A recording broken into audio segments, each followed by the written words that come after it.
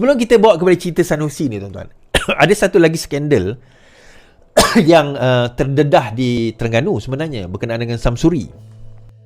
Saya baca dahulu kenyataan daripada Najib Bakar ni daripada Facebook beliau. Okey. Terdedah dokumen melibatkan agensi utama Terengganu. Tanah ditukar milik kepada isteri Exco, conflict of interest. Pendedahan ini dimulakan oleh laman Terengganu Coverage. Macam ni cerita dia. Di Terengganu ada sebuah agensi bernama Perbadanan Memajukan Iktisad Negeri Terengganu. Dalam bahasa mudah, tujuan utama PMINT adalah memajukan pelbagai sumber dan sektor. Bila cakap memajukan, maksudnya develop lah, seperti buat projek, perumahan, kemudian jual kepada rakyat. Ada 3 lot tanah yang dimiliki oleh PMINT, dibeli pada tahun 2015 untuk tujuan pembangunan dengan harga RM930,000. Lokasi tanah ini sangat strategik. Terletak di hadapan pejabat daerah Hulu Terengganu, tepi jalan sungai utama di Kuala Berang. Rupanya pada tahun 2019 dan 2020, ketiga-tiga lot tanah, lot 50136, 137 dan 138 ditukar milik daripada PMIT kepada seorang individu bernama Nur Aini binti Muhammad. Gambar 345. Nur Aini ni tinggal di alamat nombor 6712 Kampung Sungai Petani. Lihat syarat-syarat yang aku kotakkan merah. Syaratnya adalah ketiga-tiga lot ini didirikan bangunan kedai sahaja dalam tempoh 2 tahun, kecuali kalau dapat extension dari pejabat tanah. Aku tertanya juga, kalau nak develop bangunan rumah kedai, sepatutnya syarikat pemaju lah, bukan individu. Tertanya lagi, siapa Nur Aini binti Muhammad ni? Di dokumen itu tertera nombor kad pengenalan pemilik. Laman Terengganu Coverage dedahkan yang Nur Aini adalah isteri kepada seorang adun PAS di Terengganu bernama Dr. Mamat Putih. Ingat tak lokasi tanah itu di mana? Tanah itu di Kuala Berang. Dr. Mamat Putih itu merupakan adun di Dun Kuala Berang. Yang lagi short, Mamat Putih juga merupakan ahli lembaga pengarah PMIT. Di laman Wikipedia dinyatakan pasangan kepada Dr. Mamat Putih bernama Noraini binti Muhammad. Gambar 7. Dalam sijil tanah itu, Noraini dalam Wikipedia, Noraini, orang lain kot. Okeylah, saja nak jawab soalan walau on sebelum mereka tanya. Dalam Wikipedia juga sebut nama XPM ke-8 sebagai Muhyiddin, walau nama sebenarnya Mahyadin. Sebab dah ada nombor IC tu, aku carilah maklumat Nur Aini dalam gambar pengundi di laman SPR. Lokalitinya Sungai Petani dalam Dun, Kuala Berang. Lokalitinya Kampung Sungai Petani. Tengok balik gambar 7 dari Wikipedia itu, kat mana kediaman Mamat Putih? Kediamannya Kampung Sungai Petai. Sudahlah. Okeylah, mungkin malam akan cakap, dalam satu kampung mungkin ada ramai nama Nur Aini, bukan bini adun seorang ni saja. Soalan itu aku pulangkan balik kepada adun Penangan dan juga orang Kampung Sungai Petani. Boleh cek nombor 6712 Kampung Sungai Petani, alamat Nur Aini binti Mamat Putih atau Nur Aini bini orang lain. Awal tadi aku sebut peranan PMINT memajukan development kan? Okey. Apa yang dia sebut? Okey, yang ni saya tak boleh baca lah. So ini dokumen-dokumen dia tuan-tuan. Tuan-tuan siapa yang ada dekat social media, YouTube, Facebook, boleh tengok dokumen-dokumen ini. Kita memajukan sektor. Yang ini tanah yang dimaksudkan tu, tanah yang dimaksudkan di Terengganu, lot 50136, 37, 38 di Jalan Kuala Berang, dekat betul-betul dekat tepi highway ke jalan raya utama lah. So very strategik lah. Kita tengok ni yang dimerahkan ini, hendaklah dijadikan rumah kedai saja. Baik. Kemudian ni dokumen rumah kedai. Rumah kedai 3 lot tanah tu. Yang ni adalah YB Haji Mamat bin Putih tu. YB Haji Mamat. Tuan-tuan boleh tengok sendiri YB tersebut, gambar tu, gambar 6. Kemudian dia tengok Hajah, dia punya isteri dia, pasangan dia, Hajah Noraini bin Muhammad. Hajah Noraini Muhammad. Okey. Kemudian Nur Aini, bukan Noraini, Nur Aini. Dekat sini dia tulis Nur Aini lah, betul lah, Nur Aini, Hajah Nur Aini. So IC dia adalah yang ini. Dia lahir 1 Disember, perempuan. Ini alamat dia, Kuala Berang. Kemudian company yang dapat tu adalah Company of Companies, acquiring, dia kata kat sini sepatutnya. Dan inilah orang yang dikatakan telah mendapat dokumen tersebut. Kalau kita tengok kat sini, yang dapat perbadanan yang kepada Nur Aini binti Muhammad, nombor kad pengenalan 59 11 5 Kita tengok kat sini, sama tak? 59 11 sama. So kalau kita tengok yang merah ni, kepada Nur Aini 1, kepada Nur Aini 2, kepada Nur Aini 3. Ketiga-tiga tanah itu telah dijual kepada isteri adun, tuan-tuan. PAS, tuan-tuan. berkopiah, tuan-tuan. Ini bukan main-main, bukan fitnah, tuan-tuan. Faktanya ada dekat situ. Faktanya ada di situ. Ini saya nak cerita lah kan. Adakah ini salah satu kaedah ataupun satu benda yang dinamakan sebagai penyalahgunaan kuasa? Ya. Jawapan mudahnya ya. Sebab apa?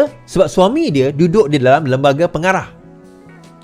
Maka itu dikira sebagai conflict of interest dan boleh dikira sebagai suapan. Sebagai kaedah suapan. Sebab dia transferkan tanah milik. Bukan milik. Kalau milik laki dia kepada bini dia, tak ada masalah lah. Ini bukan milik laki dia. Ini milik kerajaan negeri. Dia pindahkan kepada isteri adun yang merupakan adun di kawasan tersebut. So macam mana ni? Itu saya kata semalam. Semalam kita attack overkill Sanusi. Hari ni kita attack Samsuri. Apa kena mengenai Samsuri? Itu bukan Samsuri. Ya, Samsuri pun ada kes dia. Yang ni adun dia. Guru kencing berdiri, anak murid kencing berlari ya. Takkan bos orang je makan. Kami pun nak juga. Takkan bos orang je nak makan. Kami pun nak juga. Yes, tuan-tuan.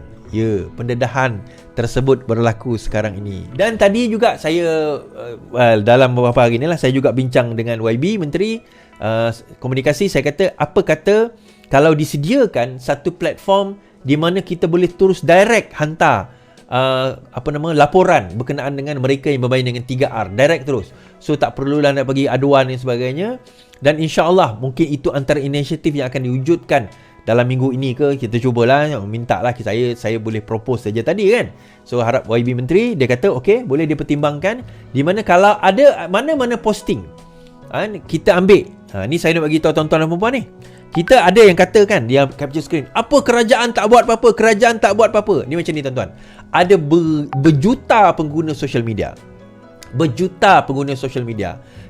Kerajaan nak tengok seorang-seorang, berapa ramai je pegawai kerajaan yang ada. Polis pun tak ramai, SKMM pun tak berapa ramai. Kita tak ada ramai. Kita tak ada tenaga kerja yang ramai. Jadi kita lah, tuan-tuan dan puan-puan dan saya ni lah yang akan jadi mata telinga kepada kerajaan untuk mereka yang memainkan 3R dalam isu apa-apa di dalam social media, terutama sewaktu pilihan raya yang sedang nak berlangsung dalam masa yang terdekat ini.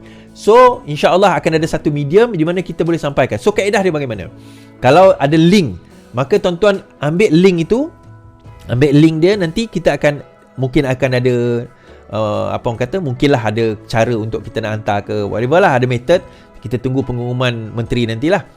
Kita hantar kepada dia, ataupun tuan-tuan klik link tu, record video. Dekat phone kita ni ada cara untuk record video tau. Ni Twitter kan.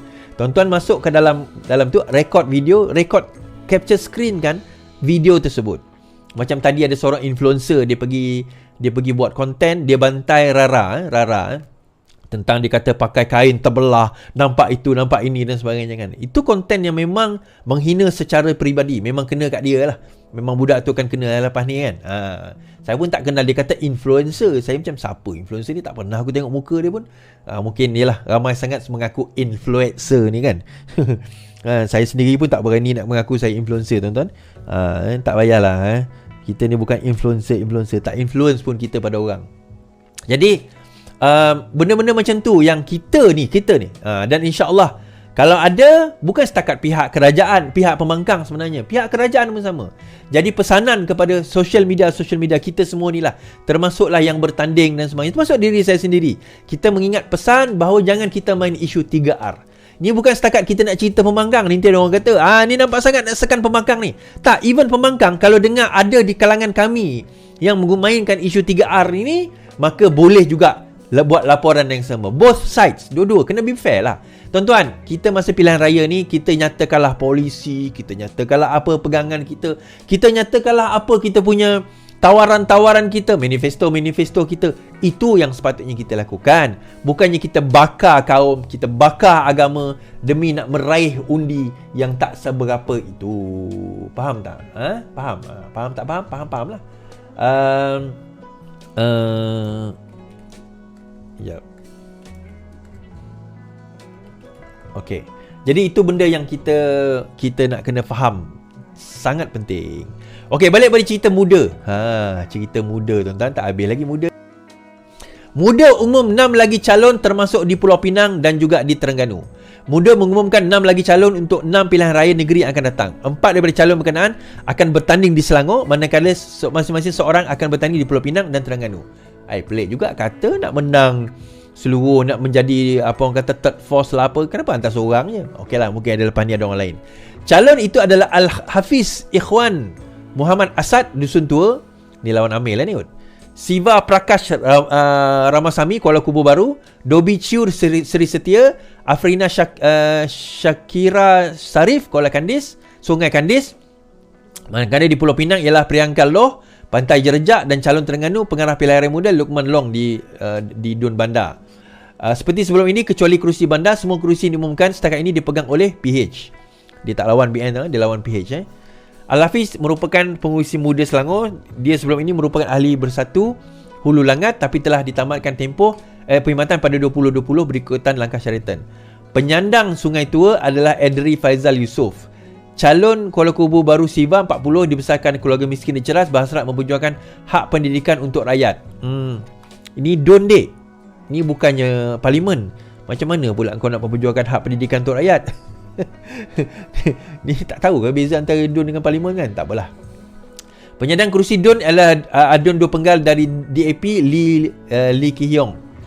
Di Seri Setia, Seri Setia tadi baru meeting dengan YB Halimi kan. Ciu ialah Hak Asasi Manusia Muda dan Penyelaras Eksekutif Rangkaian Anti Hukuman Mati Asia. Okey. Sungai Kandis pula, Arfina Bendahari Muda Selangor, meningkatkan ekonomi masyarakat. Penyandang kerusi muda Kandis ialah Zawawi daripada PKR. Di Pulau Pinang, Ustaz Zawawi ni, Loh yang akan bertanding di Kuala Kubu Baru, di Kuala Kubu PKR, di Kubu Kuat PKR di Pantai Jerejak, iaitu Ketua Biro Pendidikan Belia Muda di negeri itu. Beliau adalah seorang guru tuition yang berpengalaman di Itali dan mengadakan secara pengajiannya di dalam talian. Penyandang kerusi Jerejak adalah Menteri Dalam Negeri Saifuddin Nasution. Tak ada bertanding atau tidak lah.